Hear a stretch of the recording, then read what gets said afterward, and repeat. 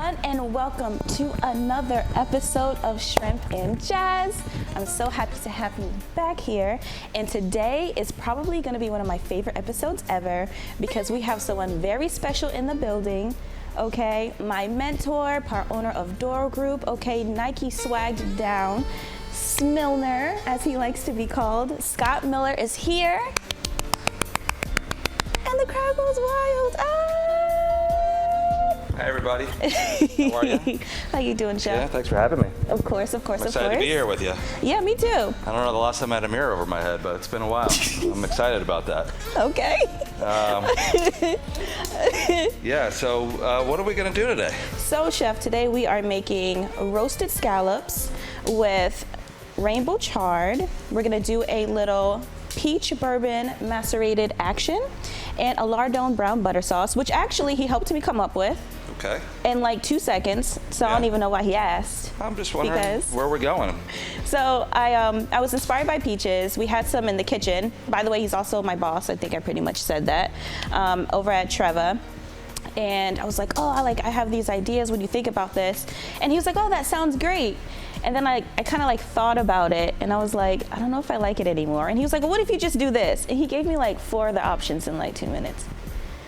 So that's what I do, I guess. I'm always thinking about food and ways to combine great ingredients. So based on what's in front of us right now, we are starting off with some really, really cool stuff. Yes. I mean, the most important thing right here is the center of the show. The attention is these beautiful 1020 scallops. They're caught locally, within a couple 100 miles. Most scallops are either, off of the New Bedford coast, off of Mass. Some come from Elephant Trunks, which is a water area right outside of New Jersey. But right now, these are really a beautiful product. You want to, when you go to the store and buy them, go to your fishmonger, you want to make sure that they're firm and that they're dry. If you see on a sign that they are wet or soaked, stay away from those. You will not get a nice sear. The sear is what really brings out the sugar and the caramelization on the scallop. So if you don't get a sear, you're kind of serving a poached scallop, which could be okay, but I don't think that's what we're going for today. We're going for a nice sear on our scallops. So when Victoria told me about some of her ideas, I think what I did was send you back 2 or 3 dishes, and you took that as all ingredients that work together, which is awesome. Yeah. And we're in the middle of summer in Connecticut, and peaches, right? We have plenty of peaches in the area. We have peaches growing, within 5-10 miles of here. Glastonbury has some great orchards. So we're going to use peaches in a couple different ways. We hope that the sweetness of the peaches is really going to play well against the caramelized scallops. And then what else goes better with peaches and with scallops than bacon, right? I mean, bacon makes everything better. And that's going to add some texture to the dish, as well as some saltiness. And we're going to go from there. The other item that's going to be on this dish is the Swiss chard. This is a rainbow variety of Swiss chard. Yes. So you'll notice that every stem sort of has a different color. You have some yellow stems, some red stem, purple stem, some candy stripe stems. If you really want to get adventurous at home, some people will save the stems and pickle them, throw them into a salad a couple weeks later after they make their scallop peach dish. And then tarragon is a very vibrant flavor. Once again, peaches and tarragon, perfect pairing. Fennel, that fennel anise flavor from the tarragon works really well with this. So that was like my one idea. So what's important to start is when you get scallops, they have a little muscle on the side. Chef Victoria and I just went through and cleaned them off, but you want to make sure that all the muscles have been removed off the side. It's actually what holds the muscle to the shell.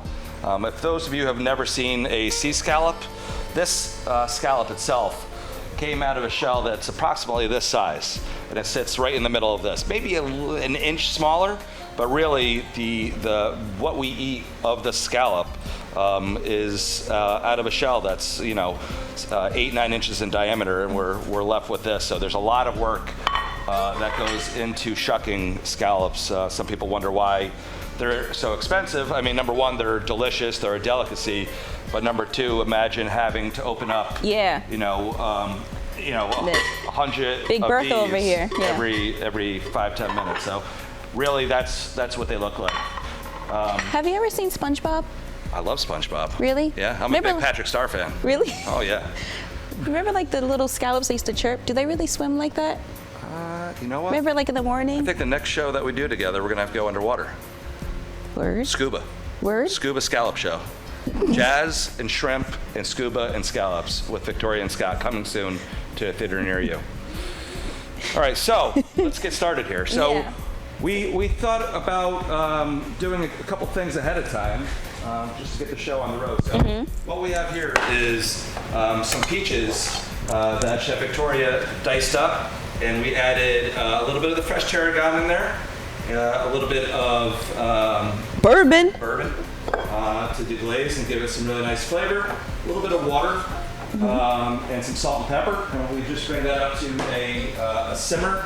That's going to act as a secondary sauce for our scallop dish today. Yes, Chef. So we have that going. It's going to go into a blender. I want to add a couple more ingredients to that I found on your chef pantry that I thought would work really, really well with that reduction. So I found this Blackberry Balsamic, which balsamic is a grape must vinegar, really rich. This must have been infused with some blackberries. And I think just a little drizzle of that will add a little bit of acid and a little bit more flavor into that puree. And then also I found this apricot preserve. Ooh. And I think once again, the preserves are gonna just add, first of all, a little body to what we're doing here. But also those apricot preserves, you know, really, really tasty. Yeah, it's gonna be great. Chef, how did you get into cooking?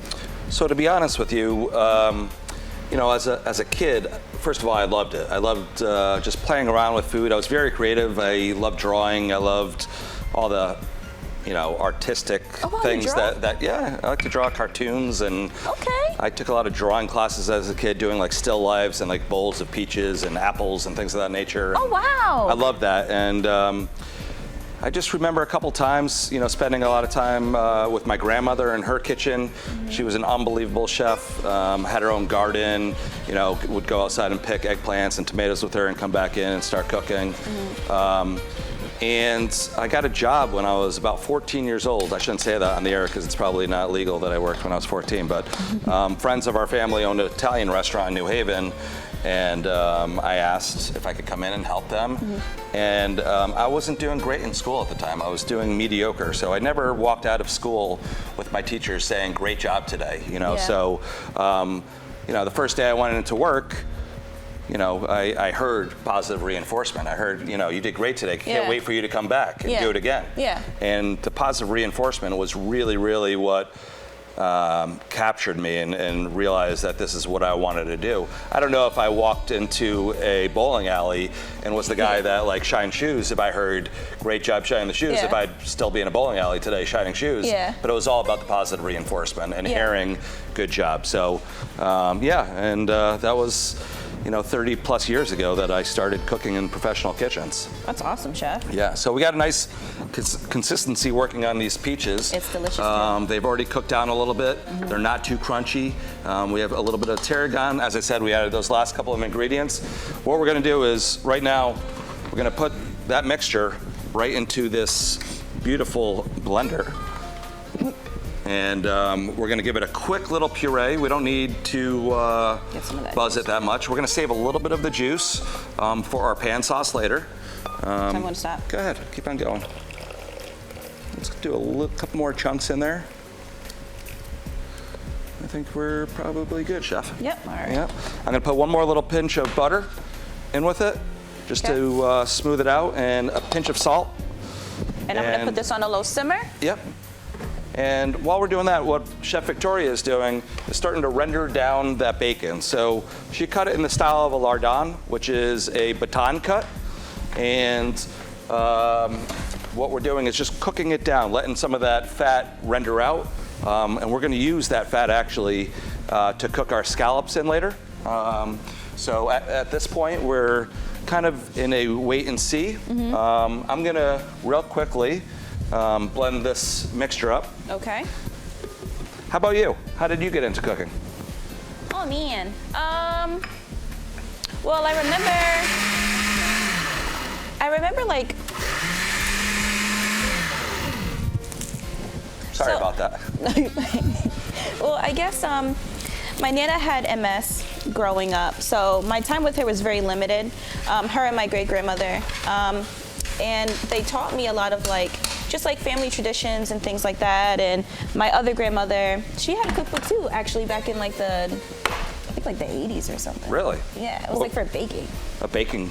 Yeah, it was her and like I think a couple other ladies. It was called like the Eastern Star Cookbook or something like that. Do you still have a copy of it? She's trying to find one for me in the basement.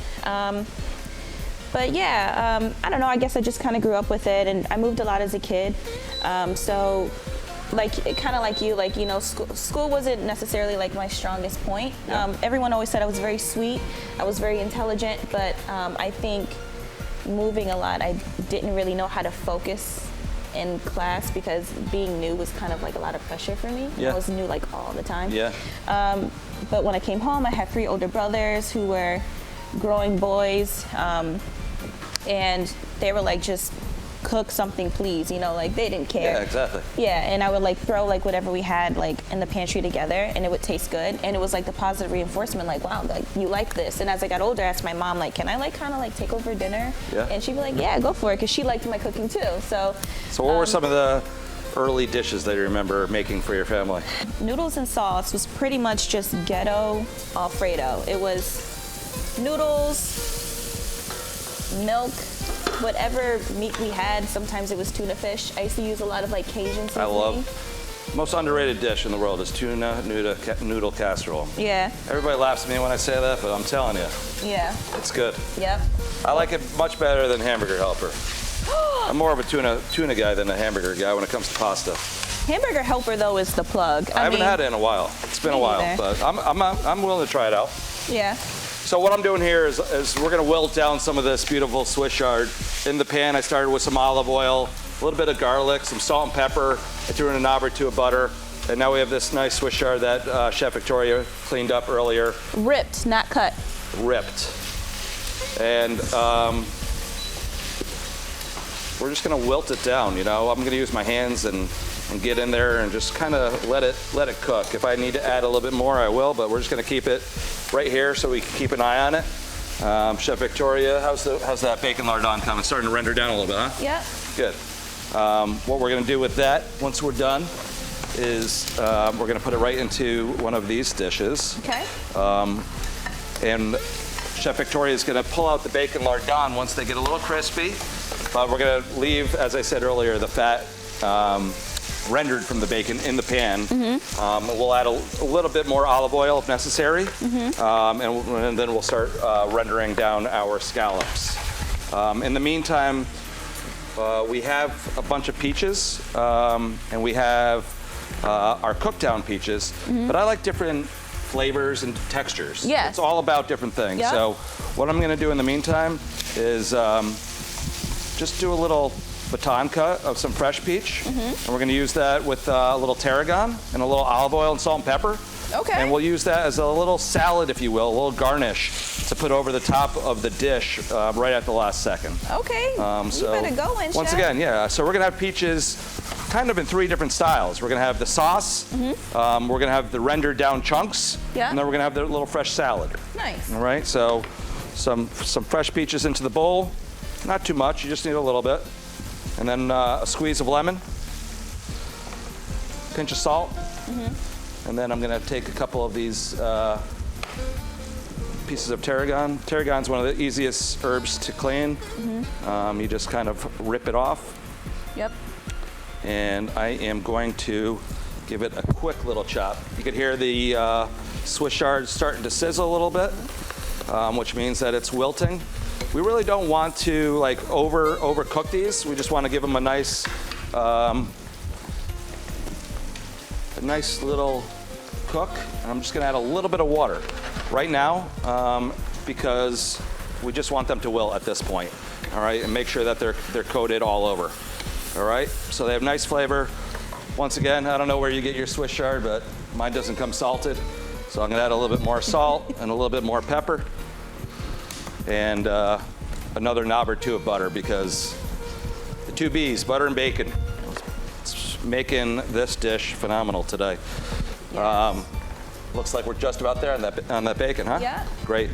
All right, and we're just about there on our Swiss chard. I'm gonna let it just come over here and be nice by itself for a few minutes. Chef, your flavor profiles are honestly like really good. I know you've been in this business for a long time, but what got you to this point to where you can just, you know what I mean? I've worked with some great chefs over the years, and honestly, I emulate, more than anything. I look at what some of the best chefs are doing. It's one of my strong points, and I'm very fortunate, is that I could see a dish, taste the dish, and really, put my own little spin on it and put something out. There's flavors that work well together, that are classic. A famous 70s, 80s hors d'oeuvre, if you will. If you went to any high-class wedding, in the 70s and 80s, you would get bacon wrapped scallops, right? So this is like our spin on that, right? We're just having fun with local seasonal ingredients, but at the same time, we're serving bacon and scallops, So it's really taking classic flavors and putting your own little spin onto them. Yeah. So now that we have the bacon out, let's show everybody. I'm going to show everybody what this bacon looks like real quickly. You see how it's nice and golden? It's got these little, brown sides on them. You want to let it get to that point. Chef's going to finish that up.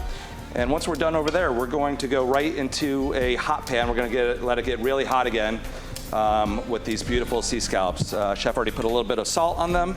I'm just going to dash them with a little bit of black pepper. I like pepper, especially when we're working with sweet foods, because that little bit of spice will come out, and add another flavor profile to the dish. Meanwhile, question, what's your favorite way to have wings? Wings? Yeah, because you said pepper, so I was like. So I'm a wing fanatic. First of all, flaps over drums. Yes. Always. That's why you're my mentor. Right? Always. Period. I learned how to eat wings at a young age. I'm from New Haven, Connecticut. Archie Moore's is where I grew up eating wings. I used to ask for flaps, and at the time, everybody only wanted the drums, and so it was easy. I'd go out with a bunch of friends, and we'd get a platter of wings, and they would eat the drums, and I was left with all the flaps, and Same. It was great. So I like a wing that is crispy. So I like to go either smoke or boil, dry, and then fry. So if I smoke them, I do a really quick smoke, usually just salt and pepper on them, smoke them until they're cooked through. Like cold smoke? No, hot smoke. Okay. And then, or boil. And people are like, what do you mean boil? I'm like, yeah, boil your wings. Boil them. Once they're cooked, pull them out of the water. You can save that water for chicken stock, use them down the road or whatever you want. Pull those wings out, put them on a tray in your refrigerator, let them sit for a few hours, let them set up, and then fry them. And when I say fry them, I like to go 375 until they're really, really nice and crispy. And I'm not a lover of sauce on my wings. Yeah. I like to dip. So I love a dry rub. I love a garlicky dry rub of some sort. I love a Cajun dry rub of some sort. We do one at one of our restaurants, Artisanal Bird Company, that's a pastrami rub that I love. So it has that really strong coriander, black pepper flavor. So it's absolutely delicious. So yeah, I like a dry rub, and I'm a blue cheese over ranch guy. So always. Blue cheese. I don't like the real chunky blue cheese, but I like a good blue cheese. Yeah. All right, so we have a really, really hot pan here. I'm sure you guys could see the smoke, right? And we have our patted dry scallops. And what we're gonna do is just place them right in that bacon fat, right? You could hear that scallop just start to eat that bacon fat up. Doesn't have to go directly in. It could go on the side. I would say for 2 people, these are 10-20 scallops. You wanna do about 6 or 7. For a nice entree order. So we have 7 there. That's going to be your order right there, Victoria. I'm gonna do my order right next to you. Okay. All right, and then we'll put the rest into the cooler.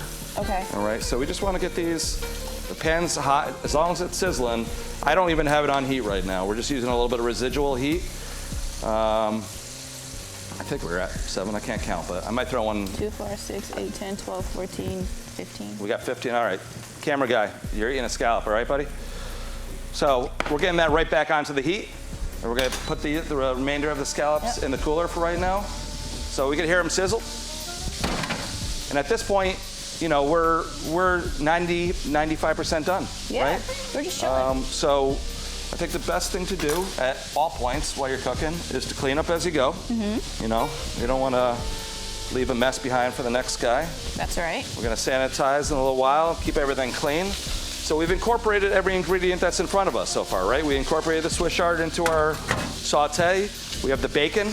We have the peaches in a couple different ways. Yeah. And our scallops are getting a nice sear on right now. So we're going to grab our dinner plates, chef. Yeah. All right. Grab a spoon. You know, a funny thing happened to me on my way in today. I was walking in, some guy threw a soda at my face. Oh, yeah? Yeah, it didn't hurt. It was a soft drink.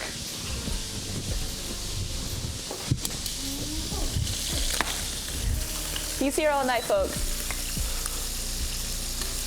So as you can see, guys, we got these beautiful scallops, or as Emerald would say, scallops. Oh, God. And I'm just gonna throw a little bit of butter in there, but we're starting to get that beautiful, beautiful golden sear on them. Once you see that, you're in really good shape. You know, I'm gonna see that these aren't as golden brown. Maybe it's just the shape of the pan. So I'm gonna put them back on, but we're starting to get to where we wanna be. That's called the Maillard, when it starts to get that crust on any piece of meat. You know, you're getting that nice crust, and that's where the caramelization and the flavor's coming from. Okay. So the plan with this dish right here that we're gonna build for each other is we're gonna put a little bit of Swiss chard down. Okay. All right. I'm gonna let you do that. Why don't we do that right in the center of the plate? Try to eliminate as much of the liquid as possible. Yes, chef. If you want, chef, maybe it might be easier to, oh, you're good. I learned from the best. All right. Beautiful.